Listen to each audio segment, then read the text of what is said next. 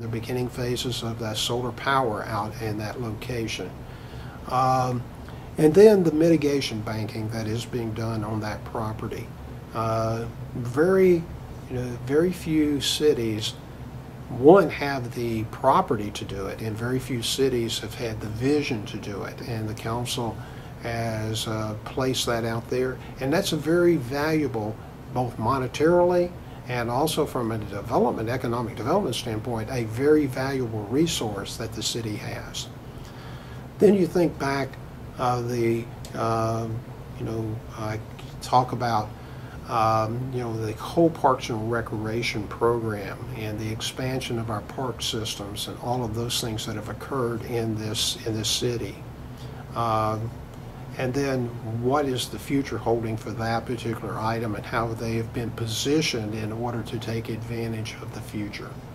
The police department, its accreditations with the state and also in the national accreditation, it's got to be one of the highlights, here, is that the men and women of the Port Orange Police Department are just fine individuals. They're very good, they're very competent in what they do, and the accreditation of that agency, both from a state and national standpoint, is really top-notch and a good indication of the quality of police work that is here. That started with Bob Ford when he was police chief, and Jerry Monahan has carried that forward.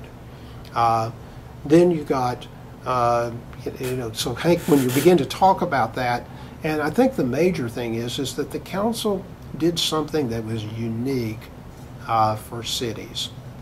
The first thing they did was they said a city must have a vision. And you must know where you're going, and if you don't know where you're going, you're never going to get there. And so the council established, first it was an informal vision, and everybody kind of knew where we were going, and then they began developing it into a formal vision, and they adopted it in 1992 as a formal written document saying this is where we're going. And then every 4 years they come back and they review that vision. And they revise that vision based upon where we are, what we're doing, and where we're going. And as the mayor likes to say, is that it's generally the speed, not the direction. He said, some years we don't go as fast, and other years we go real fast. But the direction of the city has been driven by that vision that the council has established. Our operating departments know what it is, and that's where we go.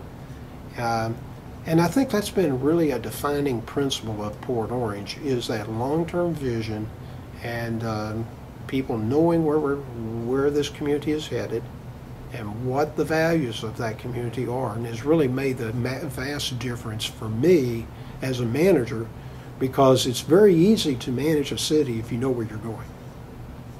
Thank you. Can you tell us, do you have any retirement plans yet? Oh yeah. Well, the first thing is that okay, I'll talk about some things that I want to do. First thing is that there are a number of volunteer opportunities I want to be involved in. I told Jane Weimer at the Port Orange Library several years ago, when I retire, I would give her 1 day a week as a volunteer over in the library. Jane and I are just, as a matter of fact, Jane and I started working on the same day. She came to the Port Orange Library in the same day that I came as the city manager. So that's going to be one of the items. There are other organizations that I want to do volunteer work with. The place where I worship, I'm going to do some work with them. I'm already active up there, but I want to be more active at that location. Mentoring in public schools is something that I'm committed to doing. My wife is already involved in that effort. She is out of public education, and so she retired and then in the fall, after she retired in July, and in the fall she was back but this time she was back doing volunteer work, not as a paid person. And so mentoring and doing volunteer work in the school system is something that I want to do, and so forth. Then, but on a personal thing is that it will be some time with our grandchildren, and fortunately for us, we have four, well, we currently have three, but soon to be four living in the area, and so we want to be involved in things that they're doing, maybe helping my son coach a youth soccer team or something like that with our grandchildren. And then we plan to do some traveling. One of our sons has the opportunity to be stationed in other parts of the world, and if we want to see our grandchildren, we'll go travel to see them. So those are some of the things that we plan to do, but it's going to be pretty active. It sounds very nice, and I wish you the best. I'm sure everyone does too, and hope you have as many happy retirement years as I have. I have really enjoyed my retirement years, and I'm sure you will too. And I do expect you to be very busy in different kind of things. Are you teaching at Stetson University right now? I am. And what are you teaching? Teaching Introduction to Public Administration. Oh, that's great. And I really enjoy that Those too. students are so lucky. Well, thank you, Hank. Well, Mr. Parker, thank you. I'm very lucky too.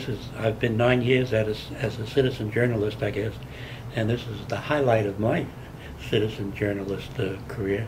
I really enjoyed the interview with you, and thank you very much. Thank you, Hank. I appreciate it, and I always appreciate you know, the things that you ask and the opportunity to respond and provide information back to our citizens, because that's the important thing, is that communications back and forth between government and the citizens. Thank you very much. Sure thing.